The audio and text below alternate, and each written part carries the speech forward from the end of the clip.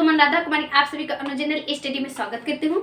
दोस्तों, आज हम 7 जनवरी का जो महत्वपूर्ण ऐतिहासिक घटना हुआ था, आज हम उसको फुल डिटेल्स में देखेंगे। हम कल भी बताए थे कि आप सभी वीडियो को अगर देखिए तो उसका नोट्स जरूर बनाइए, क्योंकि यह डेली जो है यह बहुत आपको फायदा करेगी। अगर आप पर डे का मैं जो कंटिन्यूटी बरकरार रख रही हूँ आप लोग के लिए, तो आप सभी भी प्लीज आप लोग से बोलूंगी कि कंटिन्यूटी बरकरार रखिए। चलिए स्टार्ट करते हैं। आज 7 जनवरी की कुछ हम लोग पहले देख लेते हैं कि क्या क्या घटना हुआ था। एक तो जॉर्ज वाशिंगटन अमेरिका के प्रथम राष्ट्रपति जो थे उनसे संबंधित है। फिर उसके बाद निकोला टेस्ला, फिर पानीपत का जो युद्ध हुआ था उससे भी आज का संबंध है। ठीक है, तो पानीपत के युद्ध का हम पूरा विश्लेषण करेंगे। अगला है हमारा प्रथम राष्ट्रपति जो जॉर्ज वाशिंगटन थे, उनसे क्या संबंध है आज। देखिए, 7 जनवरी 1789 ईस्वी को अमेरिका में 1776 ईस्वी में हम लोग कहते हैं कि अमेरिका स्वतंत्र हुआ था। ठीक है, और 1773 ईस्वी में जो अमेरिका के टी चाय पार्टी हुआ था, बार बार क्वेश्चन पूछता है। तो जब अमेरिका स्वतंत्र हुआ था तो कोई भी देश अगर किसी देशों से स्वतंत्र होती है तो वहां पे नया संविधान बनता है, राष्ट्रपति बनते हैं, प्रधानमंत्री बनते हैं उसको चलाने के लिए। तो यहाँ पे पहली बार जॉर्ज वाशिंगटन, जो अमेरिका क्रांति का नायक भी बोला जाता है, जो ब्रिटेन के कॉलोनी जो उपनिवेश से स्वतंत्र करवाए थे अमेरिका को, ये पहली बार अमेरिका के राष्ट्रपति के लिए जो चुनाव हुआ था, आज ही के दिन पहला मतदान हुआ था 7 जनवरी 1789। ये भी क्वेश्चन पूछता है कि अमेरिका का संविधान कब लागू हुआ था, तो यही 1789 ईस्वी में अमेरिका का संविधान बनकर तैयार हुआ था। ठीक है, और लागू बनकर तैयार हुआ था। ठीक, अगला याद रखिएगा, जॉर्ज वाशिंगटन प्रथम बार आज के दिन इनको क्या हुआ था, मतदान स्टार्ट हुआ था।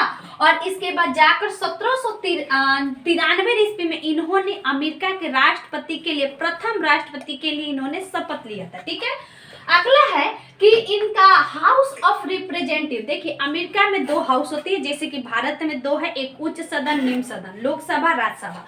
उसी तरह अमेरिका में भी एक सदन है जिसको यहाँ पे हाउस ऑफ रिप्रेजेंटेटिव कहते हैं। ठीक है, जैसे कि अमेरिका के अभी वर्तमान में राष्ट्रपति जो बाइडेन, जो कि वर्तमान में 46वें प्रधानमंत्री यानी 46 क्रम के हैं। ठीक है, और यहीं पे हम लोग पढ़े थे कि अमेरिका के 49वें उपराष्ट्रपति कौन बनी थी, कमला हैरिस, जो कि भारतीय थी। ठीक है, अगला चलते हैं, आप सभी अमेरिका से संबंध समझ गए। ठीक है, अगला है निकोला टेस्ला। देखिए, निकोला टेस्ला जो कि ये वाईफाई के संस्थापक भी कहा जाता है, जैसे वायरलेस कनेक्टिविटी जिसको हम लोग कहते हैं, जो अभी वाईफाई बहुत ही फेमस है, आज के डेट में हर जगह वाईफाई के यूज हो रहा है। ठीक है, तो निकोला टेस्ला का निधन आज ही के दिन हुआ था 1943 में। दोस्तों, ये रेडियो कंट्रोल के भी जनक कहा जाते हैं, जो कि हम लोग रेडियो का अभी वर्तमान में जनक अभी अगर हम पढ़ते हैं तो हम लोग कहते हैं मार्कोनी। ठीक है, जी मार्कोनी रेडियो के जनक। लेकिन निकोला टेस्ला का ही देन है कि रेडियो कंट्रोल करने के लिए इन्होंने एक जैसे कि वाईफाई का जो बनाया था, इनसे यह संबंधित था, जो कि बाद में रेडियो का अलग अलग आने लगा। अल्टरनेटिव करंट का यूज करते हैं हर जगह, एसी का। ठीक है, जैसे कि एसी ही ट्रांसफार्मर में यूज होता है, जो हम लोग के घरों में जो यूज होता है ट्रांसफार्मर वाला बिजली, तो वो एसी, यही एसी को कंट्रोल करने के लिए इन्होंने निकोला टेस्ला का इनसे योगदान था।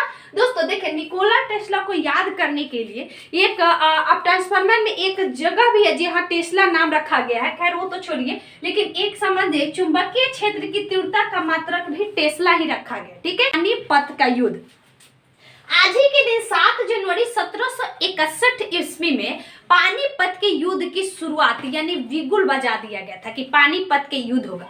आपको अंततः मिलेगा हर जगह 14 जनवरी 1761 ईस्वी को पानीपत का युद्ध क्या हुआ था, समाप्त हो गया था। यानी इसी दिन अहमद शाह अब्दाली जो थे और जो अफगान शासक थे उनकी जीत होती है। तो पहले हम समझते हैं कि पानीपत का तृतीय युद्ध कैसे हुआ था। पानीपत का 3 युद्ध है। पानीपत दोस्तों एक जगह है हरियाणा का, ठीक है, वहीं पे युद्ध होता था।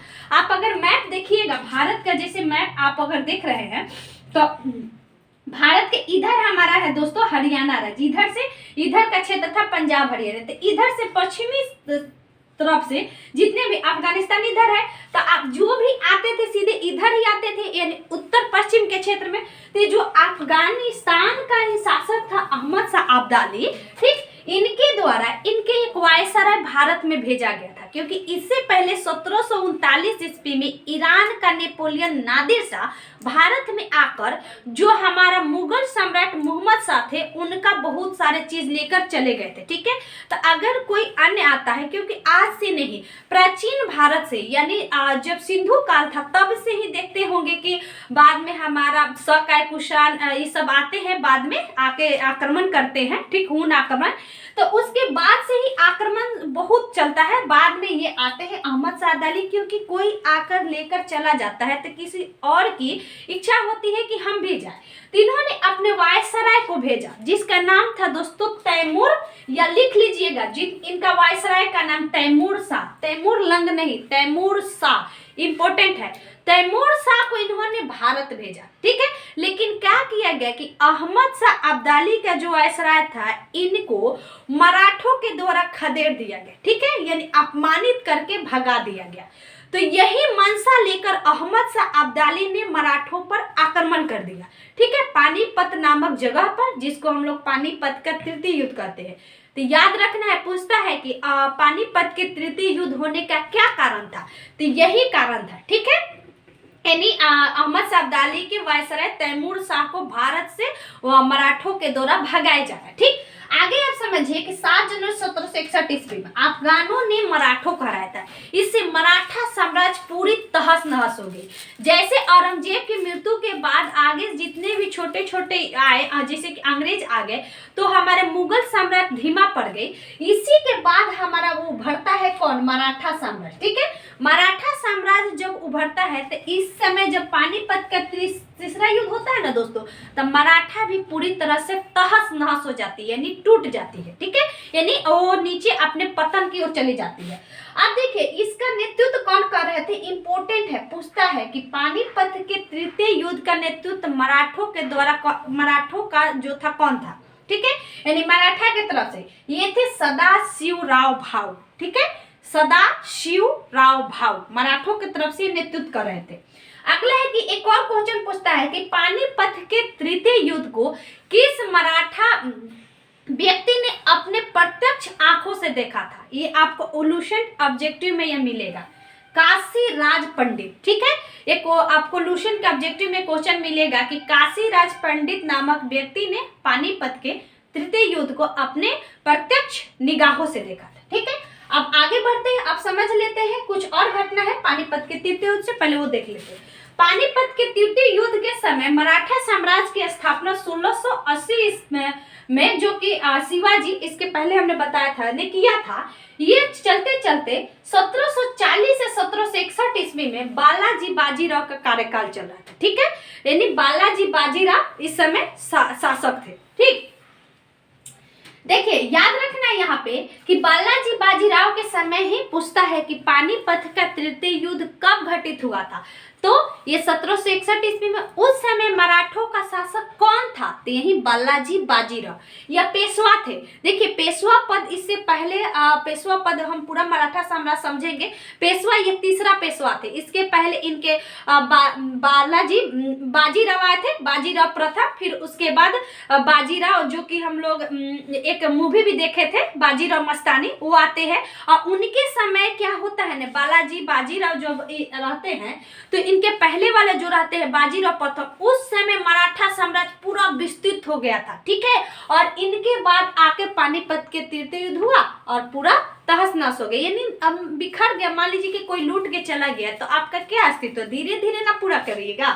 अब यहाँ समझना है कि इनके बाद आए थे माधवराव। ये भी क्वेश्चन पूछता है, कालक्रम में सजाने के लिए आता है कि पानीपत के युद्ध के बाद कौन बना था, बालाजी बाजीराव 1761 ईस्वी में। यही युद्ध के कारण ये शोक में इनकी मृत्यु हो जाती है, ठीक है, 1761 ईस्वी में। तो आते हैं माधवराव, याद रखिएगा। अब देखिए एक व्यक्ति था, पूछता है कि बालाजी बाजीराव को इनके जो सेनापति थे वो आके कहते हैं, एक बात बताते हैं कोड वर्ड में, ये नहीं कहे कि हम लोग युद्ध हार गए, ये कहते हैं 2 मोती विलीन हो गए, ठीक है, यानी 2 मोती था जो विलीन हो गया, 22 सोने के मोहरे लुप्त हो गई, या 22 सोने के मोहरे लुप्त हो गई, और चांदी तथा तांबे के सिक्कों की पूरी गणना नहीं की जा सकती। यानी उनको कोड वर्ड में समझाया और वो समझ गए कि हम लोग यह युद्ध को हार गए, ठीक है। यह एक बहुत भयंकर युद्ध होता है, समझ रहे, घोषणा होता है 14 जनवरी को, अंततः जीत के अहमद शाह अब्दाली चला जाता है, ठीक। यहाँ तक समझ गए। अब आगे समझिए कि प्रथम द्वितीय युद्ध कब हुआ था पानीपत का। प्रथम युद्ध होता है दोस्तों जो बाबर भारत में आता है। बाबर द्वारा भारत में आने के क्रम में 1526 ईस्वी में यही पानीपत का प्रथम युद्ध होता है और बाबर के द्वारा यह युद्ध जीत लिया जाता है। ठीक है, यह पूछता है कि बाबर के द्वारा युद्ध जो पानीपत का प्रथम युद्ध जीता जाता है किस कारण, तो इसमें एक आता है तुगलक पद्धति के कारण। ठीक है, एक और आता है कुशल सैनिक रणनीति के कारण। ठीक है, यह बहुत अच्छा रणनीति बनाकर पानीपत के युद्ध जीत गए, जिसमें इन्होंने हराया था इब्राहिम लोदी को, यानी जो दिल्ली सल्तनत का अंतिम चल रहा था शासक लोदी वंश का, उसका अंतिम जो शासक था इब्राहिम लोदी, उसको हराया था। ठीक है, याद रखिएगा इब्राहिम लोदी को। ये भी क्वेश्चन बनता है कि इब्राहिम लोदी पहला दिल्ली सल्तनत का शासक था जो युद्ध में मारा गया। ठीक है, ऐसे ऐसे क्वेश्चन जो मैं बता रही हूँ उसको जरूर नोट करिएगा। ठीक है, याद हो जाएगा। अब देखिए पानीपत का द्वितीय युद्ध कब हुआ था। पानीपत का द्वितीय युद्ध अकबर और हेमू के बीच हुआ था। हेमू यह एक हिंदू शासक था दोस्तों और अकबर मुगल कालीन शासक था। इन दोनों के बीच युद्ध होता, जब इसका युद्ध होता है 1556 ईस्वी में होता है दोस्तों, 76 में नहीं, 1556 ईस्वी में अकबर ने हेमू को हराया और यह युद्ध जीत लेता है अकबर। ठीक, अब आगे चलिए। देखिए एक और याद रखिएगा कि पानीपत के तृतीय युद्ध के समय मुगल सम्राट का शासक कौन था, तो यह शाह आलम द्वितीय था। ठीक है, शाह आलम द्वितीय।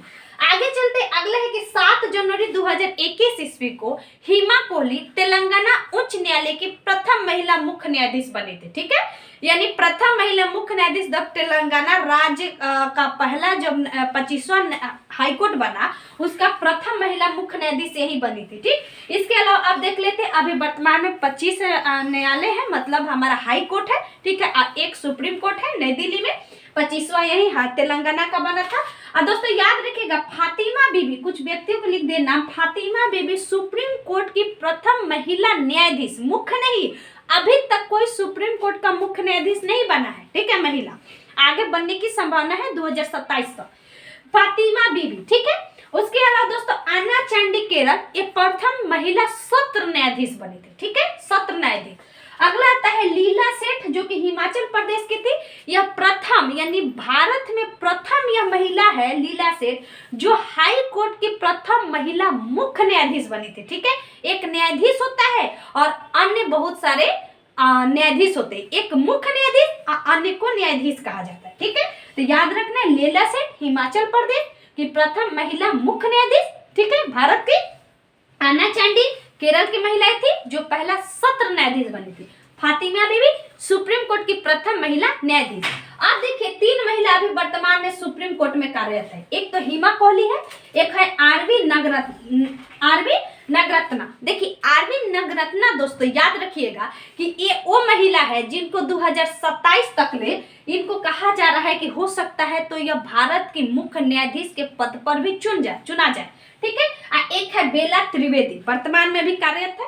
अब देखिए वर्तमान में 50वां मुख्य न्यायाधीश है धनंजय यशवंत चंद्रचूड़। लिखिएगा भारत के सुप्रीम कोर्ट के अभी मुख्य न्यायाधीश कौन है, यशवंत धनंजय चंद्रचूड़। ठीक है, 49वां जो थे यूवी ललित थे, वो बहुत इंपॉर्टेंट हुआ था उस समय। अब चलिए आगे चलते हैं 7 जनवरी 1990। इससे क्या घटना है, देखिए इटली का जो पीसा का मीनार है यह जब बनकर तैयार हुआ था यह 7 अजूबे में शामिल है, यानी इटली का झुका हुआ पीसा का मीनार। ठीक है, यह पीसा इटली के पीसा शहर में है यह मीनार, इसलिए पीसा का मीनार भी कहा जाता है, झुकी हुई मीनार इसको कहते हैं। इससे क्वेश्चन पूछता है कि इटली का झुकी हुई मीनार झुका होने के कारण भी क्यों नहीं गिरता है, साइंस का क्वेश्चन है। इसका आंसर आता है कि जो उससे होकर जाने वाली जो गुरुत्व बल है, यानी गुरुत्वीय बल है जो वह उसके आधार से होकर जाती है। ठीक है, जिसके कारण वह नहीं गुजरती है। देखिए हर चीज का एक गुरुत्वीय क्षेत्र होता है, जैसे मानव का होता है नाभि। ठीक है, मानव का होता है नाभि, उसे कहते हैं वृत्तोत्तर केंद्र पे कहते हैं। ठीक है, उसी प्रकार इसका झुकी हुई पीसा का मीनार से जो ऊर्ध्वाधर रेखा होती है वो उसके तल से होकर जाती है, यानी ऊर्ध्वाधर तल से होकर जाती है। ठीक है, इसलिए वह नहीं गिरता है। अभी तक झुकी झुकी हुई पीसा का मीनार। देखिए ये 7 जनवरी 1990 ईस्वी को पहली बार सामान्य नागरिकों के लिए बंद कर दिया गया। उसमें आशंका जताई गई कि वह गिरने वाला है, ठीक है। उसमें एक ऊपरी जो छत है वो थोड़ी सी खिसक गई थी, ठीक है, जिसके कारण इसको बंद कर दिया गया, ठीक। तो मेरा मुख्य उद्देश्य था कि इटली का पीसा का मीनार को जानिए, जो क्वेश्चन मैंने बताया कि क्या पूछा जाता है। अब देखिए अगला दिन 1 में पुनः इसको खोला गया, ठीक है, याद रखना यहाँ तक। आशा करती हूँ जो मैंने आज बताया आप सभी के लिए बहुत इंपॉर्टेंट होंगे, क्योंकि बताने का मुख्य उद्देश्य है पूरा कंटेंट तैयार करना पूरा। जैसे कि मराठा था तो मराठा से जो क्वेश्चन पूछता है हमने बता दिया, आप जरूर नोट करिएगा, धीरे धीरे ही बढ़िए आगे, आपका जरूर तैयार हो जाएगा। दोस्त अच्छा लगे तो प्लीज मेरे वीडियो को जरूर लाइक कीजिएगा, चैनल को भी सब्सक्राइब करिएगा, वीडियो को शेयर कीजिएगा। Thank you so much.